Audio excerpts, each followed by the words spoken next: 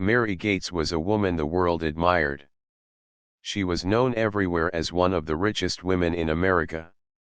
Newspapers often called her the billionaire with a golden heart because she donated millions to hospitals, schools, and charities. People looked at her life and thought she had everything a person could ever want: money, power, respect, and kindness. But what the world did not see was the truth that lived inside her. Mary was fighting a painful illness that no amount of money could heal. For years, she had carried this hidden struggle. At first, she believed it was only a small health issue. She told herself, "I can handle this. I have the best doctors around me. I will be fine." But as time passed, her condition grew worse. The tiredness in her body became heavier, and the pain she felt inside became deeper. She started canceling important meetings, missing charity events, and spending long days locked away in her large, silent mansion. She went to the most famous hospitals in America. In New York, she met Dr. Robert, who was known as one of the best specialists in his field. He gave her hope for a short time, telling her that with new treatment, she would feel better. But after months, nothing changed. In Los Angeles, Dr. Susan, another famous doctor, promised her advanced medicine that was supposed to heal her condition. Again, Mary tried, but again, she was left with disappointment. One by one, the top doctors gave their advice, their treatments, and their promises. And one by one, they all failed. 22 doctors in total had stood before Mary, each unable to bring her relief. Each time she heard the words, "We did our best, but we cannot help you," a piece of her hope broke away. Mary's life, which once looked so bright, began to feel like a cage. She had money, but money could not buy her health. She had power, but power could not remove her pain. At night, when the world was asleep, she would sit alone in her giant room, staring at the ceiling, whispering to herself, "Is this how my life will end?" Alone, sick, and hopeless. The media never knew about this hidden battle. To the public, she remained a strong billionaire who gave away her wealth to make life better for others. But in private, she was a woman drowning in silence. One night, as she sat near the window of her mansion, looking out at the sky filled with stars, she remembered something her father once told her when she was a young girl. He had said, "Mary, remember this. Sometimes the answers come from the most unexpected places. Never stop believing in miracles." Those words echoed in her heart. For the first time in many months, she let herself cry. She cried not because she was weak but because she wanted to feel human again, not just a billionaire trapped by illness. Far away, in a small quiet town, lived a man named Michael Johnson. Unlike Mary, Michael had no riches, no fame, no power. He was a simple man, a war veteran who had once served his country with courage. Now, he was a single father, raising his little daughter, Emma. His house was small, his life simple, but his heart carried strength and wisdom that came from years of struggle and sacrifice. Michael was not a doctor, but he had seen pain in ways many people could not imagine. On the battlefield, he had watched friends fall. He had carried wounds not only on his body but also in his heart. Yet, he never gave up. He believed in healing not just through medicine but through patience, love, and listening. Life for Michael was not easy. Every day he worked hard to provide for Emma, making sure she grew up safe and loved. People in his town respected him. They said, "Michael may not have much, but he has something many people lost: a good heart."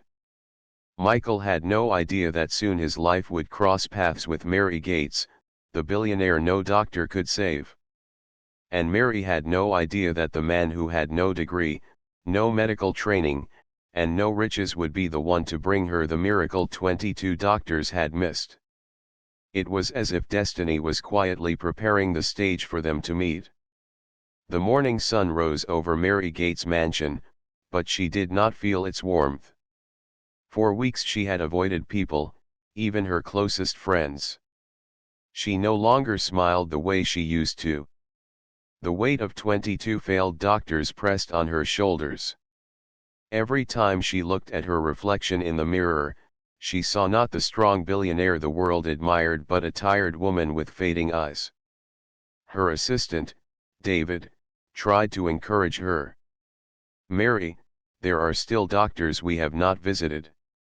Maybe in Europe, maybe in Asia," but Mary shook her head slowly. "David, I don't want more empty promises. I don't want more medicine that changes nothing." Her voice was soft, filled with pain. "Maybe my father was right. Maybe miracles do not come from hospitals or from famous names. Maybe they come from somewhere else." David stayed silent, unsure what to say. He had worked for Mary for 10 years, and he had never seen her so broken. That night, as Mary scrolled through her phone, her eyes stopped at an online article. It was not about doctors, not about hospitals, not about new medicine. It was about a small-town veteran who had helped people with strange health problems, not with drugs but with unique methods of care. The article described how Michael Johnson, a single father, had been called a man with healing hands by his neighbors. At first, Mary laughed bitterly. A veteran? A single dad? How could such a man do what 22 doctors could not? But something inside her told her to read again. The words from her father's memory returned. Sometimes answers come from the most unexpected places. The next morning, she made a decision that surprised even herself. She asked David to find this man named Michael Johnson. Far away in his small town, Michael was busy preparing breakfast for his daughter Emma. Their house was filled with laughter that morning as Emma joked, "Daddy, your pancakes are not round. They look like clouds." Michael smiled, flipping another pancake. "Then we are eating clouds for breakfast, my little sunshine." For Michael, Emma was his world. Since her mother had passed away years ago, he had taken every role: father, teacher, guide, and friend. The townspeople admired how he never gave up, no matter how hard life became. As they ate, a knock came on the door. Michael opened it to find a man in a suit standing there. The man introduced himself as David. "Mr. Johnson," David said politely, "my employer would like to meet you. Her name is Mary Gates." Michael looked surprised. "Mary Gates? The billionaire?" "Yes," David nodded. "She wishes to see you regarding her health." Michael frowned slightly. "Sir, I'm not a doctor. I don't know why she wants me." David smiled faintly. "She has already seen 22 doctors. None of them could help. She read about you, about how people say you bring comfort and healing in your own way. She wishes to meet you. Please." Michael hesitated. He lived a quiet life. He never searched for fame or wealth. But there was honesty in David's eyes, and something told him this meeting was important. Finally, he nodded. "All right. I will meet her." Later that day, Michael traveled with David to Mary's mansion. When he stepped inside, he was struck by the size of the place: tall ceilings, golden lights, endless halls. But what caught his attention most was not the house, but Mary herself. She sat in a chair near the window, dressed simply, her face pale but graceful. She looked nothing like the powerful billionaire shown on television. She looked like a woman tired of fighting battles she could not win. Mary lifted her eyes to see Michael. For a moment, both of them stayed quiet. She noticed his steady gaze, the strength in his posture, and the kindness in his eyes. "You are Michael Johnson," she said softly. "Yes," he answered. "But I am not a doctor, Miss Gates. I don't want you to expect what I cannot give." Mary gave a small smile, though it was tired. "That is why you are here. I don't need another doctor. I need someone who will see me not as a patient, not as a billionaire, but as a person. Can you do that?" Michael studied her for a moment and then nodded slowly. "Yes. That, I can do." For the first time in months, Mary felt a spark of hope. It was not the kind of hope that came with medicine or reports.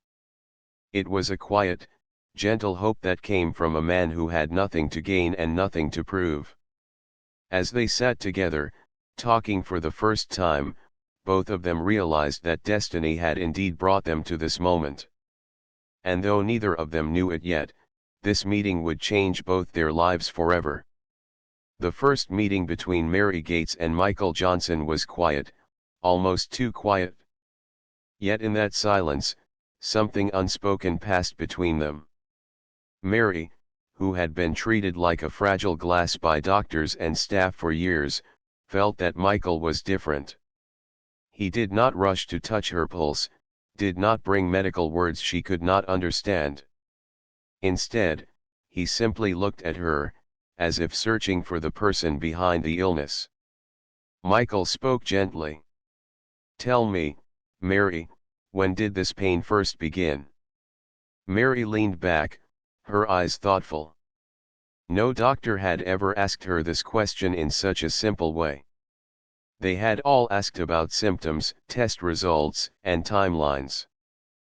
But Michael's voice carried patience, not pressure. "Years ago," she said slowly. "At first, it was small. Tiredness, some pain. I ignored it because I was busy building hospitals, traveling, speaking. Then it grew worse. I went from one doctor to another. I trusted them. But each time I left, I felt more broken." Michael nodded. "Sometimes the body carries pain longer than medicine can measure. And sometimes, the heart carries more pain than the body." Mary's eyes filled with quiet tears. No doctor had spoken to her like this. They saw her illness, but not her. Michael was different. Emma, Michael's little daughter, had come with her father that day. She peeked around the corner of the room, her small eyes curious. Mary noticed her and smiled faintly. "Is this your daughter?" she asked. Michael turned. "Yes. Emma. She is my sunshine." Emma walked in shyly, holding a small stuffed bear. Mary, who had no children of her own, felt warmth in her heart. The little girl's presence softened the heavy air of the room. Emma looked at Mary and said, "Daddy says when people are sad, they need someone to sit with them. Do you want me to sit with you?" Mary's lips trembled as she whispered, "Yes, please." The simple kindness of a child touched her more than all the complex treatments of doctors. Emma climbed onto the chair beside her and held her hand without fear.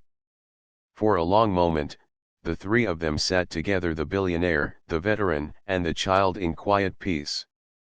Over the next days, Michael returned to visit Mary. He never came with charts or machines. He came with simple things: long walks in the garden, calm conversations, gentle breathing exercises, and the reminder that she was not just a sick body but a human being with hope still inside. At first, Mary doubted. She thought, "How can this man help me when trained doctors failed?" But slowly, she began to notice small changes. When Michael guided her through deep breathing, she felt her chest loosen. When Emma read her stories about brave heroes, she felt her spirit lift. When Michael listened to her fears without judgment, she felt less alone. One evening, after a long talk, Mary whispered, "Why do you do this for me? You don't even know me. You could have said no when David came to your door." Michael looked at her with calm eyes. "Because I know what it means to suffer. I know what it means when the world cannot see your pain. On the battlefield, I saw men who had lost hope, and sometimes all they needed was someone to remind them they were still alive. You are alive, Mary. And as long as you are alive, there is room for healing." Those words stayed in Mary's heart. That night, she slept peacefully for the first time in many months. The next morning, she walked into her garden without needing support. She felt weak, yes, but also stronger in a way that surprised her. The staff in the mansion noticed it. "Miss Gates," one of them said, "you are smiling today." Mary touched her lips, surprised. It was true, she was smiling, not out of duty, but from real feeling. In her mind, she thought of the 22 doctors who had failed her. They had all brought science, medicine, and machines. But none of them brought what Michael and his daughter gave her: faith, patience, and human connection. Mary began to wonder, was this the miracle my father told me about? Was this why destiny brought Michael into my life? Whatever the reason, she knew one thing: for the first time in years, she was no longer walking toward despair. She was walking toward hope. And with Michael and Emma by her side, that hope was growing stronger every day. The days that followed were different for Mary Gates. For years she had lived inside her mansion like a prisoner, waiting for doctors, waiting for medicines, waiting for reports. Now, her days were filled with something new: small moments of life. Michael Johnson encouraged her to step outside every morning. At first, Mary walked slowly in the garden, leaning on her cane, while Michael stayed close in case she stumbled. Emma would run ahead, chasing butterflies or picking flowers to hand to Mary. The laughter of the child mixed with the fresh air gave Mary a kind of strength she had forgotten existed. One morning, Emma brought a tiny yellow flower and placed it in Mary's hand. "This is for you," she said. Mary smiled warmly. "Thank you, Emma. You don't know how much this means." Emma tilted her head. "It's just a flower." Mary shook her head gently. "No, it's not just a flower. It's a reminder that life is still beautiful, even when we feel weak." Michael watched the exchange quietly. In his heart, he could see the change happening in Mary. Her face looked brighter, her steps, though still slow, carried more confidence. He knew this was not just about her body, it was about her spirit. At night, Mary no longer cried alone. Instead, she sat with Michael and Emma in the living room. They shared stories. Michael spoke of his time in the army, not the battles, but the friendships and lessons. Emma shared her school stories, how she wanted to be an artist when she grew up. Mary listened with interest, sometimes adding her own childhood memories. One evening, as the fire burned softly in the fireplace, Mary said, "Do you know what I miss most?" Michael looked at her. "What is it?" "I miss being seen as a person. For years, people looked at me as a billionaire, as a leader, as a patient. But no one saw me as Mary, just Mary. When I sit with you and Emma, I feel like myself again." Michael gave a small smile. "That's because you are not just an illness or a title. You are a human being. And every human being deserves to be seen." Tears welled in Mary's eyes. She whispered, "Thank you, Michael. No doctor ever said that to me." The bond between them grew deeper. For Michael, helping Mary was not about duty, it was about kindness. For Mary, receiving his help was not about treatment, it was about trust. But not everyone understood. One afternoon, Mary's business partner, James, visited the mansion. He was shocked to see Mary in the garden, sitting on the grass with Emma, laughing. "Mary," he exclaimed. "What are you doing? You should be resting. And who is this man with you?" He pointed at Michael. Mary stood slowly, her voice calm but firm. "James, this is Michael Johnson. He is helping me in ways no doctor ever could." James frowned. "But he is not a doctor. You need real treatment, real science," not. Mary raised her hand, stopping him. "James, I have tried real treatment. I have seen 22 of the best doctors in the world. None of them gave me back my smile. None of them gave me the will to fight again. Michael did." James was speechless. He looked at Michael, then at Mary. Finally, he muttered, "I just want you safe." Mary softened her tone. "I know. And for the first time in years, I truly feel safe." After James left, Michael turned to her. "You didn't have to defend me." Mary smiled. "Yes, I did. Because people think healing is only about medicine. But sometimes, healing is about being heard, being cared for, being loved. You reminded me of that." That night, Mary felt something she had not felt in a long time: courage. She sat by her window, watching the stars, and whispered, "Father, you were right. Miracles come from unexpected places. Mine came from a single dad veteran and his little girl." Her health was still fragile, but her heart was no longer weak. Every moment with Michael and Emma was a step toward life again. And deep inside, she knew this was only the beginning of a greater journey. The days continued with a new rhythm in Mary Gates' mansion. Where silence and sadness once lived, now there was laughter, small conversations, and the gentle presence of hope. For the first time in years, Mary felt like her home was not just a building of stone and glass, but a place where life breathed again. Each morning, Michael encouraged her to try a little more. "One step longer today," he would say as they walked through the garden paths. At first, Mary doubted her strength, but with Michael at her side and Emma skipping along with a smile, she managed to go further each day. One morning, after a long walk, Mary stopped under an old oak tree in her garden. She leaned against the trunk, her hand pressing against its rough bark. "I cannot remember the last time I stood under this tree," she said softly. Michael looked at her with pride. "Then today is the first of many times to come." Emma plucked a small leaf and placed it in Mary's hand.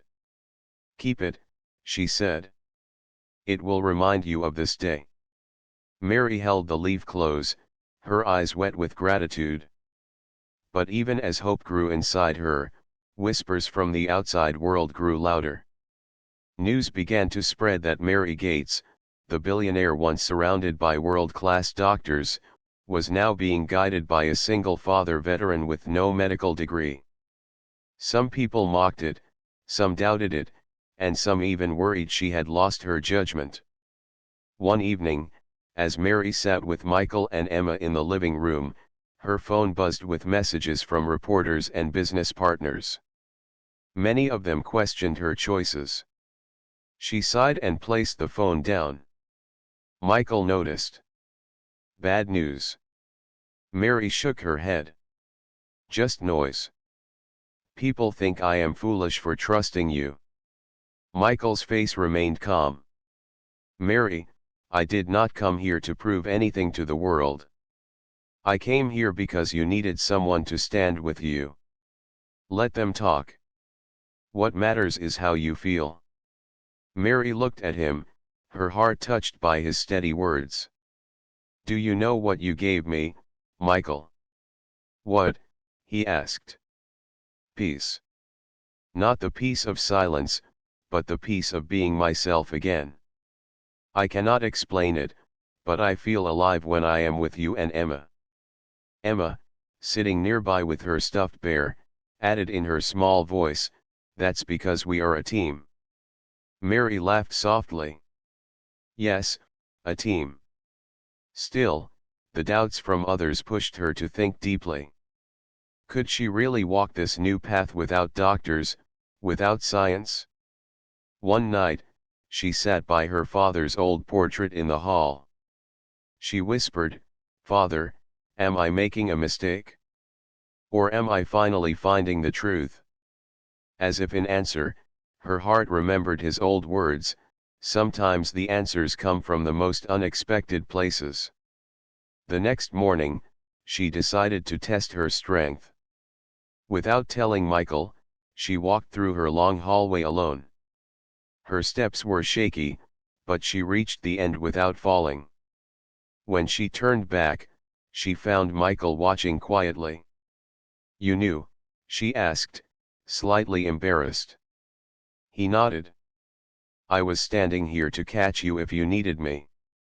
But you didn't. Mary smiled, her cheeks glowing. Then maybe I am stronger than I thought. Michael's voice was gentle. Yes, you are. You always were. You just needed to believe again. That night, Mary wrote in her diary, something she had not done in years. Her words were simple, today, I walked by myself. Today, I felt like Mary again. Not the billionaire. Not the patient. Just Mary. The bond between her and Michael grew deeper. She began to see his quiet strength, his unshakable patience, and the love he carried for his daughter. And in those moments, she realized something even greater. Michael had healed not just her body but her spirit. For the first time in years, she was not afraid of tomorrow. But destiny was not finished. A test was waiting for Mary and Michael, one that would challenge everything they had built together. Mary Gates had grown stronger in body and spirit, but life had a way of testing even the bravest hearts. One morning, as she prepared to walk in her garden with Michael and Emma, a call came from her hospital in New York. The voice on the other end was cautious, almost hesitant. Miss Gates, said the nurse, your latest reports show a sudden change in your condition. We think it may need immediate attention. Mary's heart skipped a beat. For a moment, panic rose like a storm inside her. She had fought so hard to feel alive again, and now this news threatened to undo everything. Michael, sensing her fear, took her hand gently. Mary, look at me. Whatever happens, you are not alone. We face this together. Mary nodded, swallowing her anxiety. She trusted Michael more than anyone now, and his calm presence gave her courage. Emma, sensing her mother figure's tension, hugged her tightly.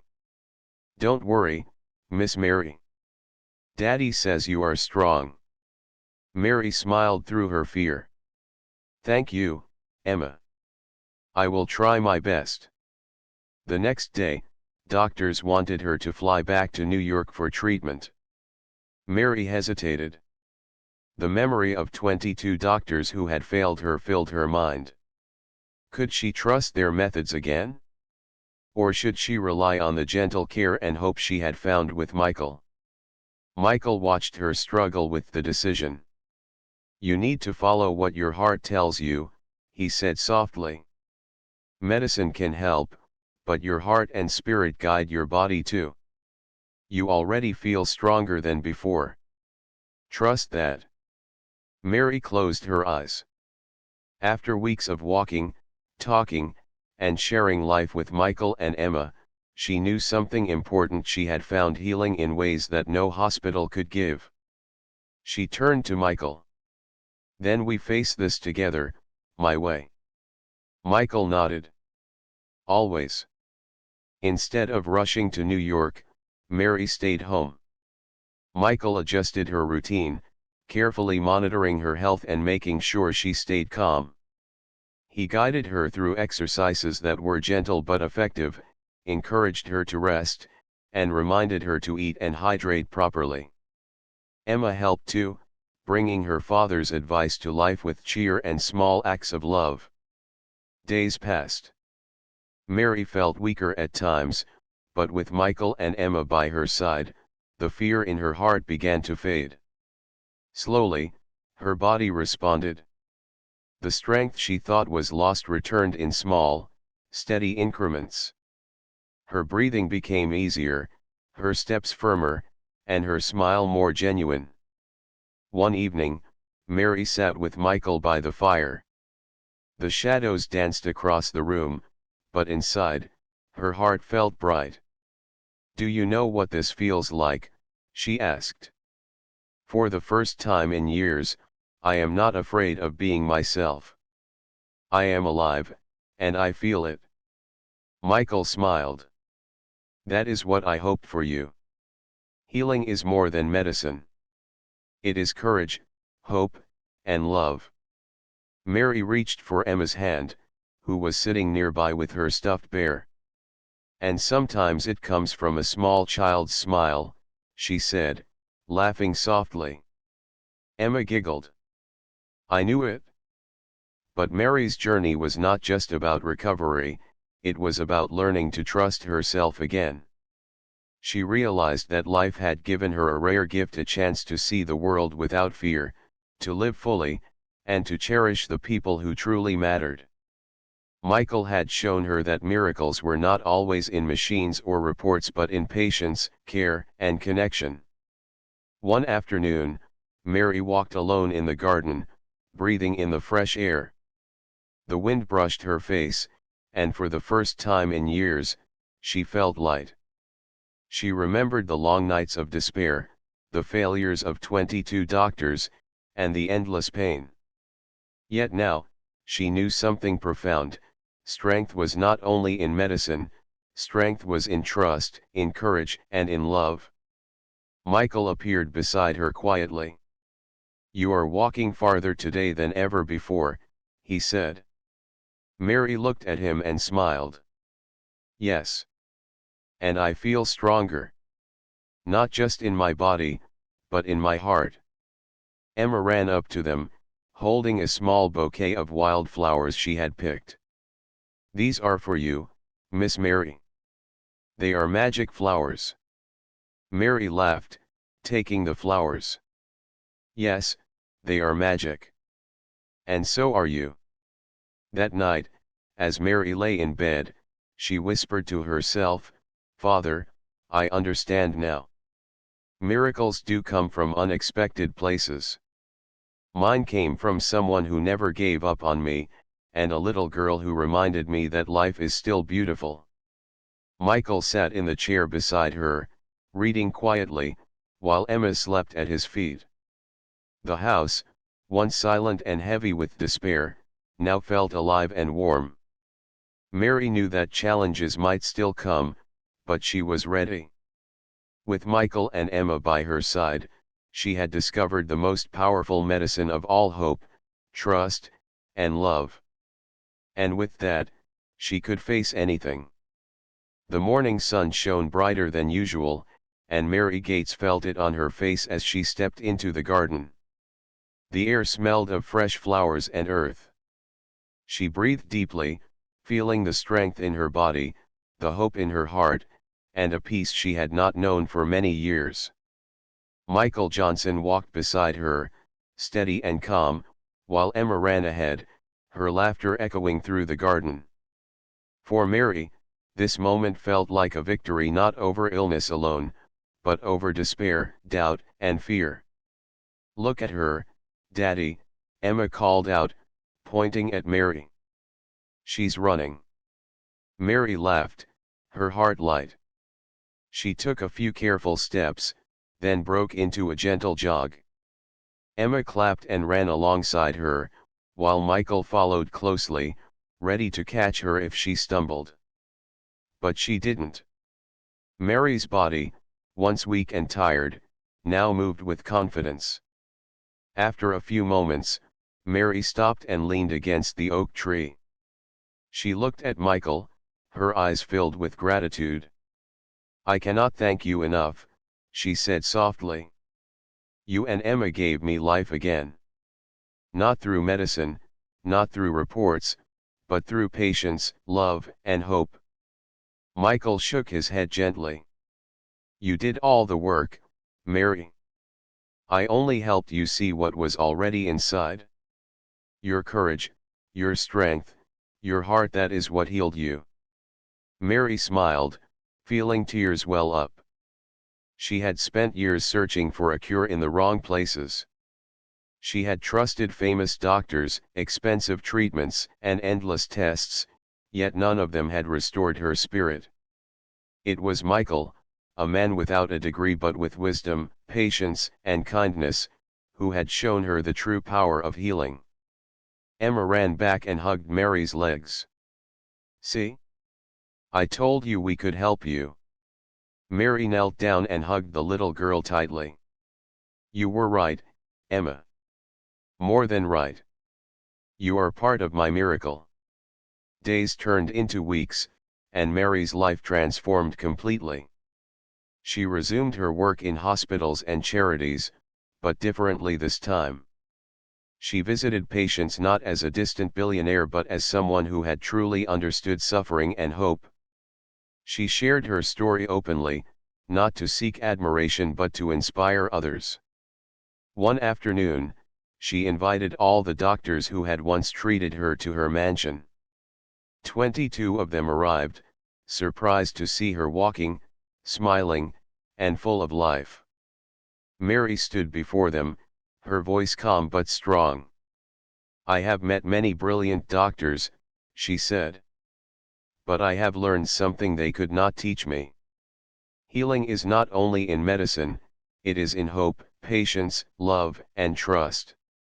I thank all of you for your care, but I also thank someone else, someone who showed me the strength inside myself." All eyes turned to Michael, who was standing quietly, looking slightly embarrassed. Mary smiled at him. "Michael Johnson," she said, "gave me life again. Not because of a machine or a pill, but because he believed in me when I did not believe in myself." The room fell silent. The doctors were humbled, realizing that their knowledge, while powerful, had missed the human element that truly matters. That night, Mary, Michael, and Emma sat by the fireplace. Mary held Michael's hand, her eyes reflecting warmth and deep gratitude. "You changed my life," she whispered. Michael shook his head softly. "No, Mary. You changed your life. I only walked with you." Emma yawned and leaned against Mary. "We are a team," she murmured sleepily. Mary smiled, looking at the two most important people in her life. "Yes," she said, "we are a team. And together, nothing is impossible." For Mary, the journey was not just about recovering from illness. It was about learning to trust, to hope, and to cherish the people who truly mattered. She had discovered that wealth and fame could not bring real happiness or health, but love, patience, and belief could. She looked out at the stars that night, feeling a connection to her father's words. Sometimes answers come from the most unexpected places. She understood now that those words had led her to Michael and Emma, her miracle, her hope, her family. As she drifted to sleep, Mary felt a sense of completeness she had never known. The illness that once defined her life was no longer the center of her world. Instead, She had found a life full of love, laughter, and new beginnings. The next morning, Mary woke early, ready to embrace life with a heart full of gratitude. She walked into the garden, where Michael and Emma were waiting, and together, they watched the sun rise. For Mary Gates, the billionaire who had lost hope, this was not just a new day, it was the start of a new life. And in that life, she was whole again, healed not only in body but in heart and spirit.